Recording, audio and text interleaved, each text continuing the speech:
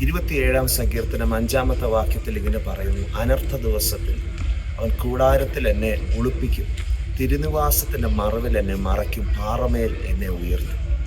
നമ്മുടെ ജീവിതത്തിൻ്റെ അനർത്ഥഘട്ടങ്ങളിൽ, പ്രതികൂലത്തിൻ്റെ ഘട്ടങ്ങളിൽ, പ്രശ്നങ്ങളുടെ ഘട്ടങ്ങളിൽ ദൈവം നമ്മെ പാറമേൽ ഉയർത്തും. അവൻ്റെ സാന്നിധ്യം കൊണ്ട് നമ്മളെ പൊതിയും, നമ്മെ സൂക്ഷിക്കും. ഇതെല്ലാം ദൈവത്തിൻ്റെ വചനത്തിൻ്റെ വാഗ്ദത്തങ്ങളാണ്.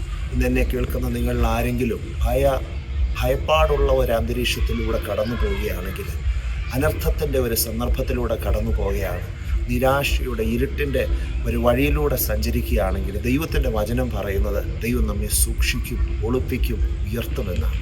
ആ വചനത്തെ നമുക്ക് വിശ്വസിക്കാം. ദൈവം നമ്മെ ഒരിക്കലും കൈവിടില്ല. അതുകൊണ്ട് ജീവിതത്തിൻ്റെ യാത്രയിൽ ഒറ്റയ്ക്കാണെന്ന് കരുതണ്ട.